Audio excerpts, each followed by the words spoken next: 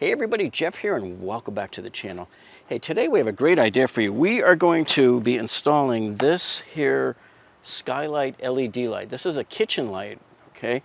So this is a 1 foot by 4 foot kitchen light that's made to hang on the ceiling in your kitchen there and provide you with nice crystal clear bright white LED light. So this is from Artika. So today we're going to show you everything about this light here. We picked this up at Costco. We saw it there on their display and we just fell in love with the look of it. So we figured, okay, let's try it out. We're putting it in my friend's house for their tenant. I think they're going to like this light. So today we're going to show you everything on how we install a kitchen light up in the ceiling there. And it all starts right now. This Artika Skylight features an ultra-thin LED panel with even light distribution. And from what we've seen in the store on the display, this is like perfectly white, even lighting all the way across. Unlike some of the panel lights that we see in the big box stores, which have hot spots on them and discolorations on them. Here, take a look at this. So here we are in Lowe's. And so take a look at some of the prices on these lights. You're probably going to see these horizontal bands. That's because of the shutter on here, so just ignore those. But what I can tell you is, see the vertical there, you got those hot spots of vertical light going up both edges of that light there. That's not a good light. This one is sort of okay, this one's sort of okay, this one has dark spots along both edges vertically, and like, see this one over in the corner, which is sort of the closest one I would say to our panel light. Again, ignore the horizontal bands if you see them on the screen, because we can see them on the video camera here. But this one has a really bad dark spot that starts on the left and thins out as you get over to the right. It's just horrible. That to me is just not a good design. And then this other light here is a 1x4, almost exactly the same size as ours. Very close in quality. It's actually reasonably even. So here, this one changes color, so they're showing it going from 2700 Kelvin all the way up to 6500. So you can actually change the color of this one. This one's for $129 here. But just goes to show you that this Artika light that we got at Costco is, I think, a much better bargain compared to all of these other lights. Look, even this one on the ceiling, look at that big dark hot spot in the middle of it. Here's sort of the skylights that they have here at Home Depot. Now again, ignore the horizontal bands. Except for that light there, I saw a little hot spot in the middle. I could see that with my naked eye without the bands on the camera. But you can see these can change color temperature as well. If you're trying to compare apples with apples, a 4 foot by 1 foot light compared to our light that we have, you can see here at Home Depot, same thing, higher prices. These are more uniform across the light though than the ones that we saw at Lowe's. And this big square one here at $89 is much more uniform than the one that we saw at Lowe's. And let me tell you, this light is really thin too. Look at this, see? This light is not even 1 inch thick. It's more like 3/4 of an inch thick. It's very, very thin. And in the color spectrum here, this light is about 4000 Kelvin, which means it's pretty white. 3000 Kelvin is sort of like a slightly warm white, where the old lamp light bulbs that we used to have in our houses growing up as kids that were dark yellow, those are 2700 Kelvin. So 4000 Kelvin is well on its way to being daylight. Now, the one thing they advertise is like, when you look at this box, see this picture on the box here? This is what the light looks like on the display. So it's nice and bright white, and it actually looks exactly like a skylight over your kitchen there, or your garage, or your basement, wherever you put it. But it looks exactly like a skylight because of that 4000 Kelvin color. Okay, so let's open this bad boy up and see what we've got here.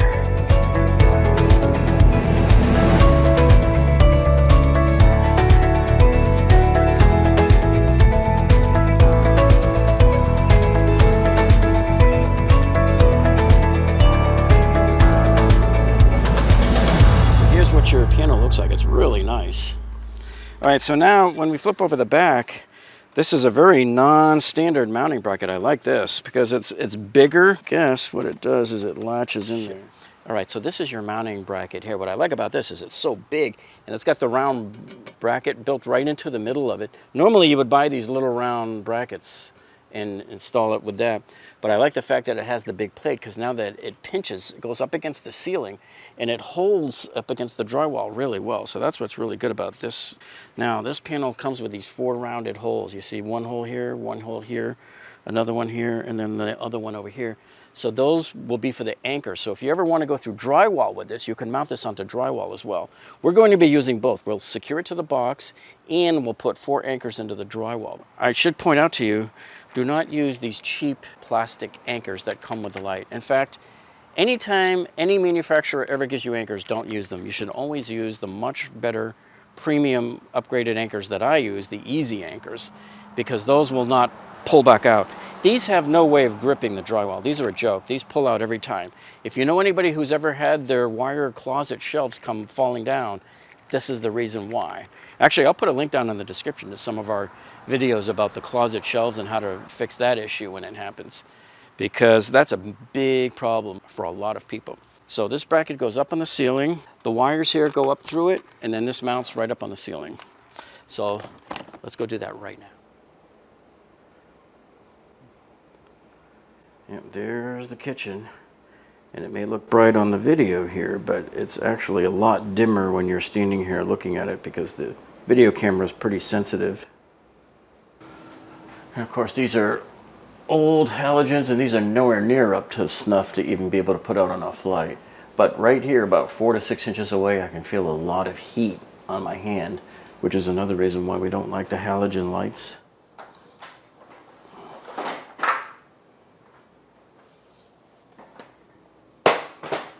Okay, now since we have to turn off the main light here in the kitchen, it's going to be dark, so I'm using my Milwaukee M18 LED rocket tower light here.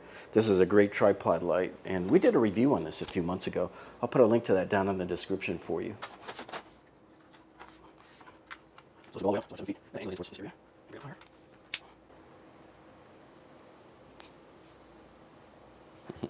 See, that is much brighter in here now already, just from the Milwaukee light.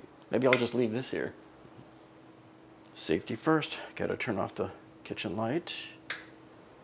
So right now, this entire kitchen is being lit solely by this Milwaukee M18 light. There's no daylight getting in there, there's nothing. The power is safely off. Now I can get down to business. Get rid of this old piece of junk.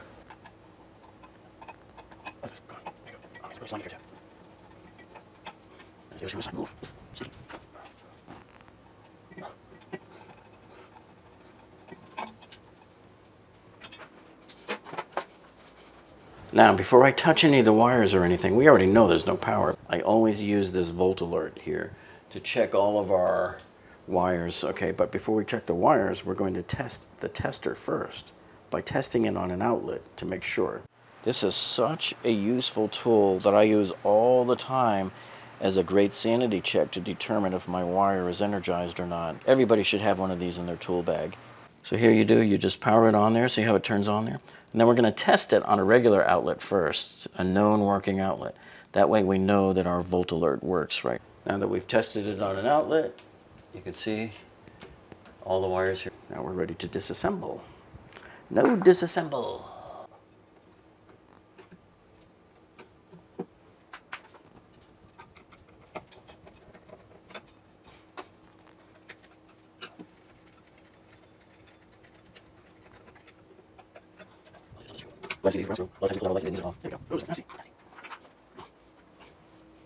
Now here's something I always warn people about. Just because you tested these wires doesn't mean you're out of the woods. Because look at this. I am going to test these other wires that are passing through the box, and I can see the thing lighting up here. So there are live wires going through there, so you just need to be careful about that. Now you're supposed to take this mounting plate here, and we're going to mount it up on the ceiling to the box temporarily, and just make sure that it's up against the ceiling, and we're going to mark our 4 oval holes here, because that's where we're going to drill for our anchors into the drywall.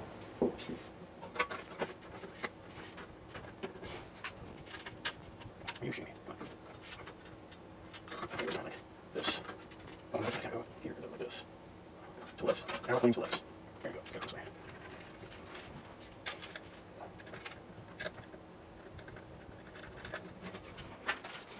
Now before I mark my holes, what I want to do is make sure that this is squared with the pan area here, okay? So we're going to measure here and here on both sides and make sure we're exactly the same distance from here to the back wall. Yeah, because you can't just slap this up any old way. It's going to be crooked, and especially with a 4-foot long light, your error will be magnified. So if we start on this corner and measure here, I'm getting 19 7/8. But on this corner, I'm getting about 20 1/4. So you can see, I gotta adjust it slightly. So let me turn it just a little bit like that and see how that looks. So now we're getting 20 inches even right there. And then on this side, and keep in mind too, this is plaster wall, so the wall can be a little bit wavy. So I think what we have is just a little imperfection on the wall over here. Plus, if you look, there's texture. It's slightly stucco, so you are going to have variances. But let's take a look at here. So here we have 17 1/8, and over here we have 17 1/8. So I'm pretty confident that we are now lined up perfectly with this tray. Now I'm going to mark the center of each of the 4 holes.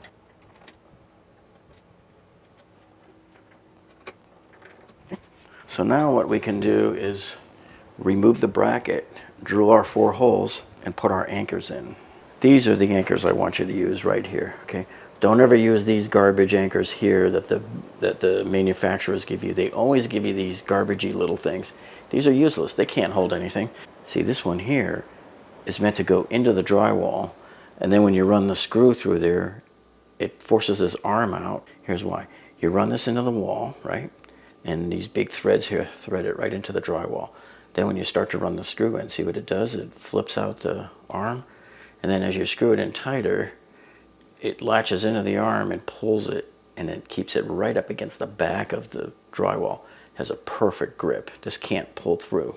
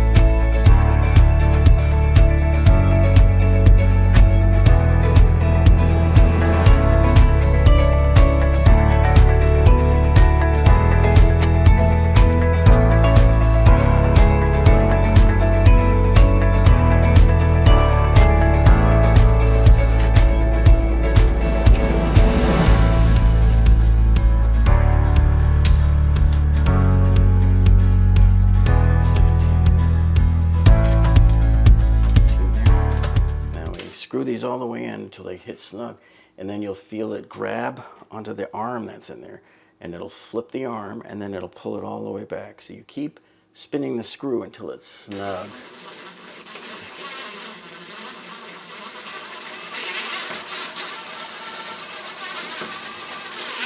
See that? You could feel it just pull tight. It's really super tight.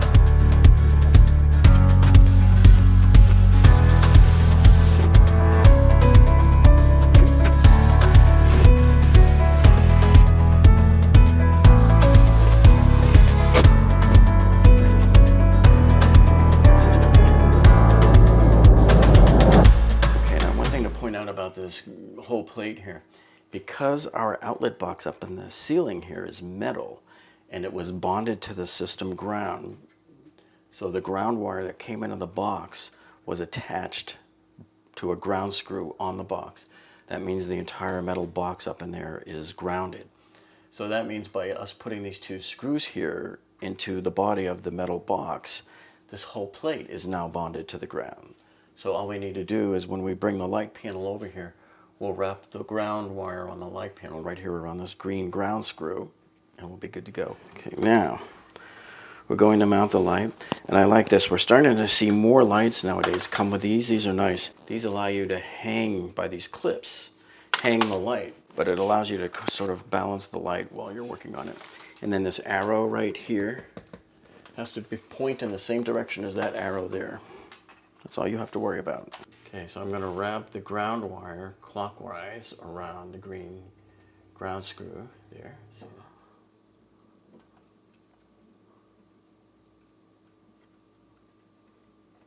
okay.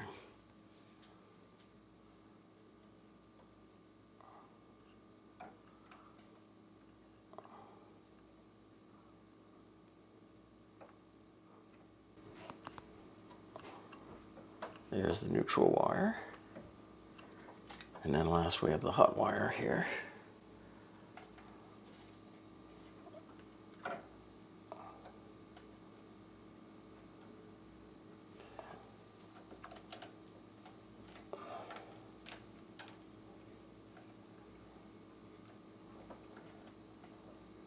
Okay, so we're going to tuck these wires back up in there nicely.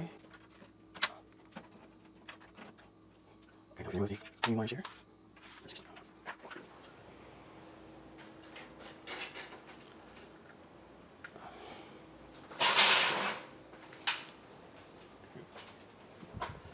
Now, we're going to align these slots on the back with the slots on there, and then line the ones at the front, and then shift everything over this way in the direction of that arrow, okay?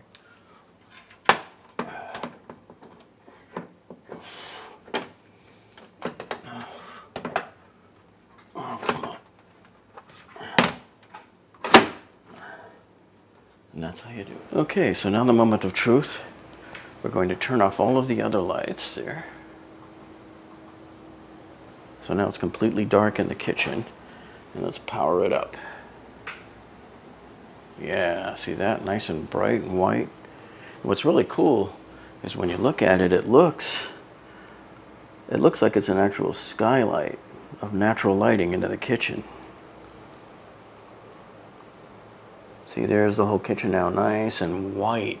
Before it was like dark and dingy and yellow, and now it's looking just absolutely gorgeous.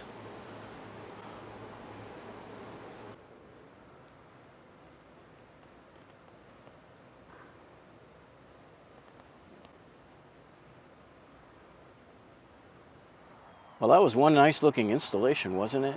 And you know what, folks? Even the video cannot convey to you the beauty and the mood of when you're standing in that kitchen and you walk by underneath that skylight there, that it really does look like you're standing underneath a skylight on a, you know, like on a cloudy day with natural lighting coming in. It's incredible. And that's, I guess, why they call it the skylight. So, you know, like I've always told people, no job is finished until the paperwork is done. So.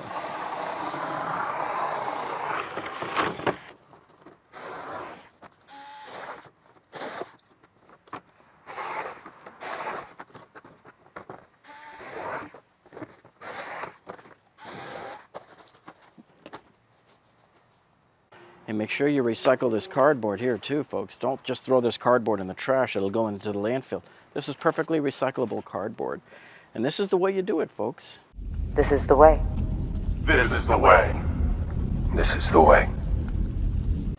So if you're finding this video useful and informational so far, hey, do us a favor, would you please? Give us a thumbs up down below. That tells us that you like us. And if you haven't subscribed to our channel yet, man, you've seen all the great content we have here. The how-tos, the remodeling, the tiling, the disasters that we fix, the tool reviews and the shop with me's in the big box stores as well. And so make sure you click on that subscribe button down below and then click the little gray bell icon next to it. That tells YouTube to alert you every time we upload a new video so that you don't miss a single one. Well, that's it for this one, folks. Thank you so much for joining us today, and we'll see you on the next one.